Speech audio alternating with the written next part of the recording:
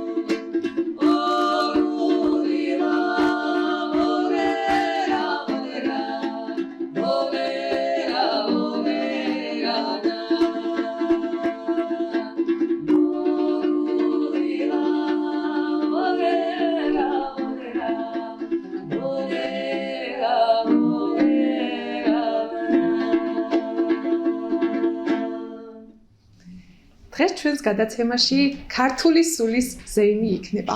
გთხოვთ მოგვიყევით თქვენ შესახებ. მოგესალმებით.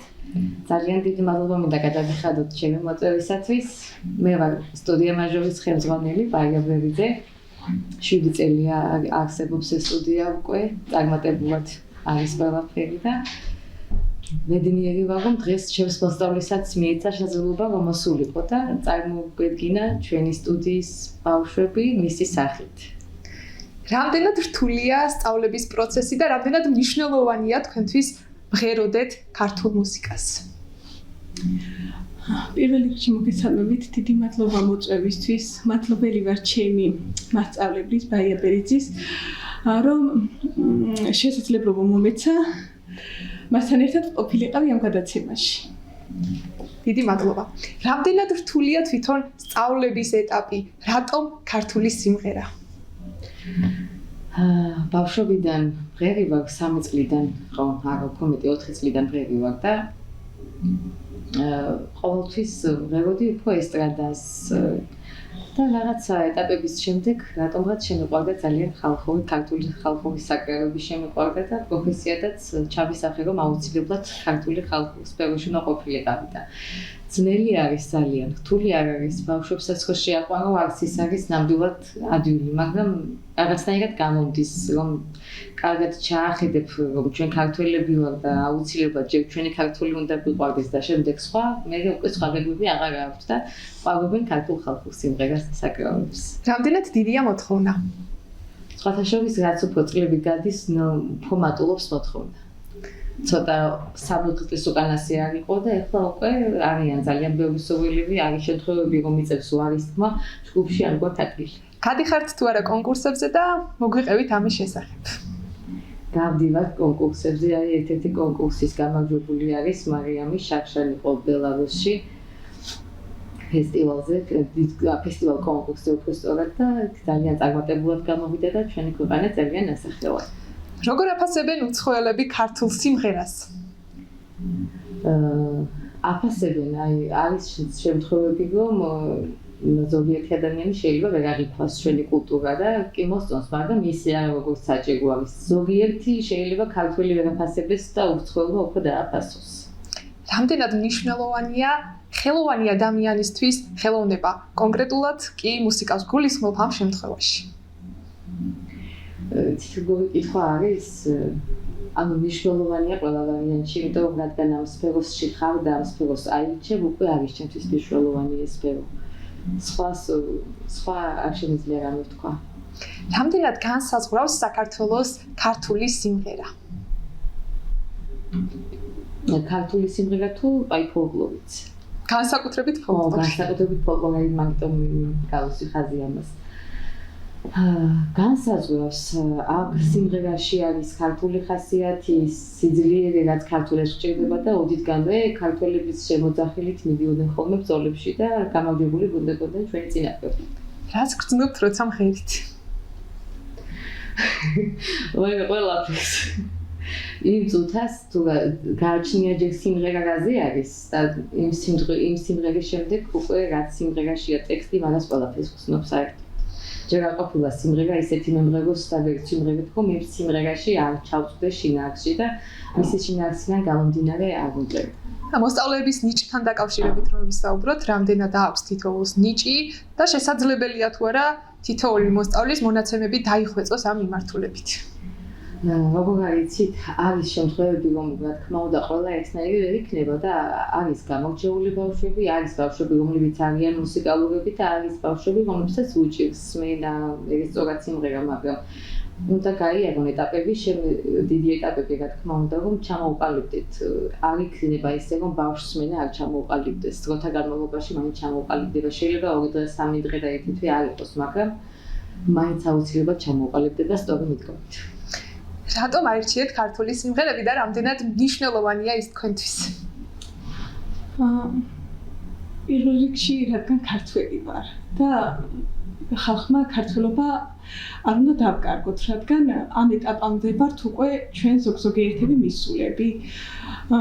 არ უნდა დავივიწყოთ ჩვენი მამა-პაპა აწარსული და ასე რომ ვთქვათ, ქართული ფოლკლორით ჩვენ წინაპრებს ვაღვიძებთ. ძალიან დიდი მადლობა.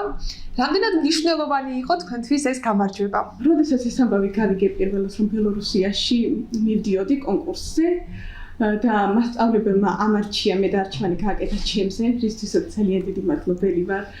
დიდი გამოწვევა იყო ეს ჩემთვის და დიდი გამოცდილება მივიღე ამით.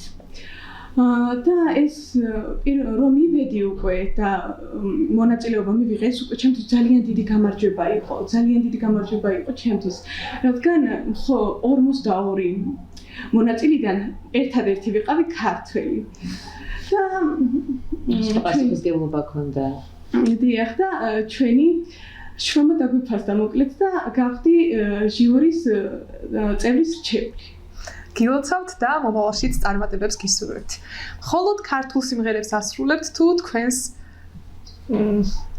ფოლკლორში შედის კიდევ სხვა სიმღერები? შედის, როგორ არა, სხვა ენად შედის და სფეროც, მაგრამ ძირითადად ჩემი სფერო არის ფოლკლორი. ხომ არ შევისრულებთ რამე სიმღერას?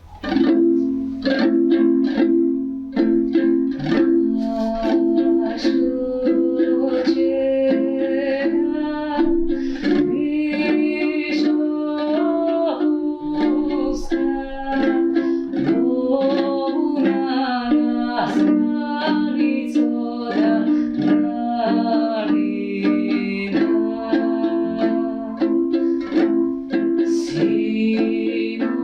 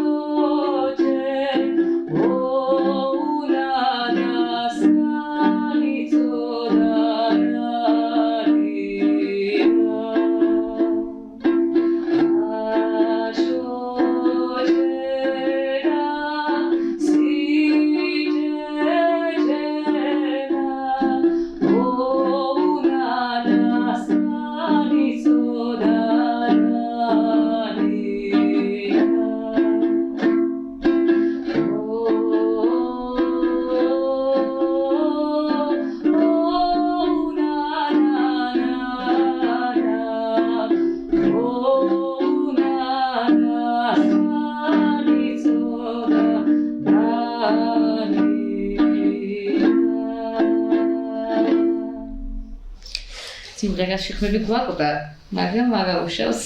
მესამე ხმები წარმოვიყვანეთ და მე კიდე მეორე მომიწია მომღერა. თქვენს ცხოვრებაში წარმატებისკენ მიმავალ გზაზე ყოფილა თუ არა დაბრკოლებები და როგორ გაუმკლავდით მათ? კი, ყოფილა ზოგადად დაბრკოლებები ყოფილა. პირველ რიგში სენაკის კულტურის სახლში მუშაობდი წლები, იქიდან მომიწია წასვლა, მოსკოვში მოვაწეობდი 2 წელი. შემდეგ იქიდანაც რომ მომიწია წასვლა და თბილისში გადავედი საცხოვრებლად, ისე თავიდან დავიწყე ყველაფერი და ბევრი ეტაპები გავიარე, რომ ბევრჯერ დამესხა ყველაფერი თავიდან და ღვთისმსხალობით უკვე აღარ მომიწევს დიდი იმედი იმათ და როგორც მე 7 წელია უკვე აქ ვარ თბილისში, როგორც ახლა ვარ წარმატებულად, მასე განვითარდება მომავალშიც. როგორია თქვენი სამომავლო გეგმები? სამომავლოდ ძალიან დიდი გეგმები მაქვს. შარშან მქონდა პირველი სოლო კონცერტი სტუდიის წელსაც აუცილებლად ვიქნება სოლო კონცერტი, ვაპირებთ გასტროლებს საზღვარგარეთ და ძალიან დაჭირთულ წელს ვფიქრობ გოგოქნება. ხშირად გიწევენ თუ არა საზღვარგარეთიდან? კი, ხშირი არის მოწვევები, ცოტა ფინანსები გვიშლის ხელს, მაგრამ როგორც ვახერხებთ, მშობლების თანადგომით ვახერხებთ მაინც და მივდივართ. საქართველოს მასშტაბით? საქართველოს მასშტაბით უფრო ძირითადად ხშირად კი. იქნებ კიდევ ერთი სიმღერა შეგესრულოთ.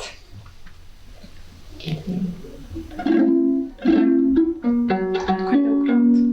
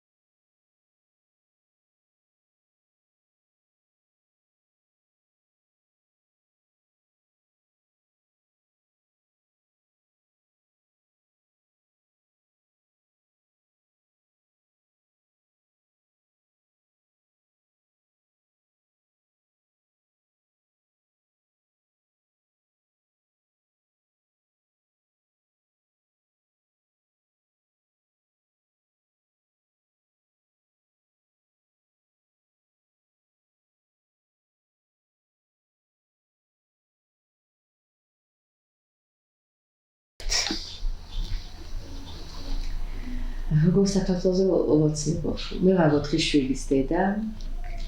უკვე 10-ობით კი არა და 20-ობით ბავშვის ხელმძღვანელი და მინდა რომ ყველას ქონდეს ძალიან ფერადი ბავშვობა. მინდა რომ ყველას ჰქონდეს ბედნიერი მომავალი და მინდა იყვნენ წარმატებულები. მინდა რომ იყოს მშვიდობა პირველ რიგში. როცა მშვიდობა იქნება, მაშინ ყველაფერს აზრი აქვს და ბავშვებიც ბედნიერები იქნებიან ძალიან.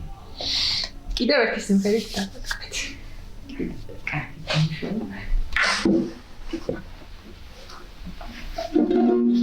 რადგან პატრიოტული სიმღერები დაიწყეთ, ისე პატრიოტული არის.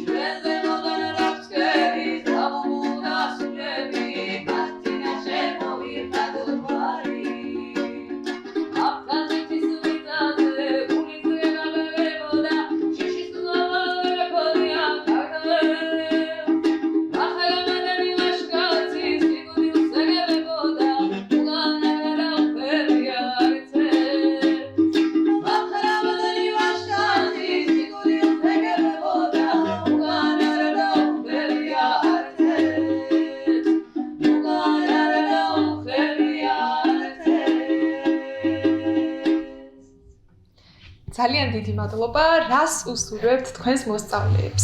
რას უსურვებთ ჩვენს მაყურებელს? ჩემს მოსწავლეებს უსურვებ, რომ უფრო მეტად დაიხვეწონ, უფრო მეტად ჩამოყალიბდნენ და უფრო მეტად გქონდეთ საკუთარი თავის იმედი. თქვენ და მაყურებელს გისურვებთ ძალიან ბევრ წარმატებებს, უფრო ფართო მასშტაბით და ვისურვებ, რომ კიდევ ხშირად იყოს თქვენი სტუმარი. ძალიან დიდი მადლობა, კიდევ ერთ სიმღერას ხომ არ შევისრულებთ? კარგი, შევისრულებთ კიდევ ერთ სიმღერას.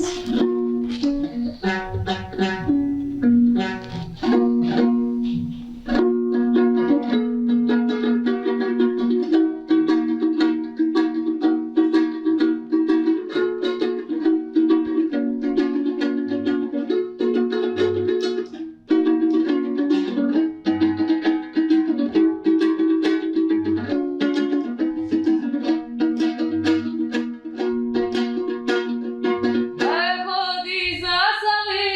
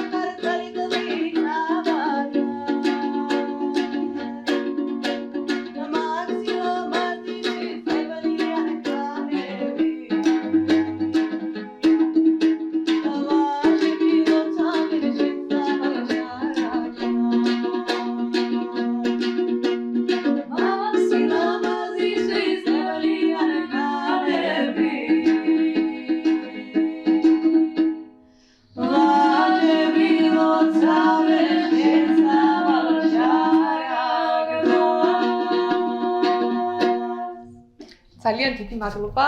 საქართველო არის ესე. მომავალ შეხვედრამდე დაგემშვიდობებით. დროებით.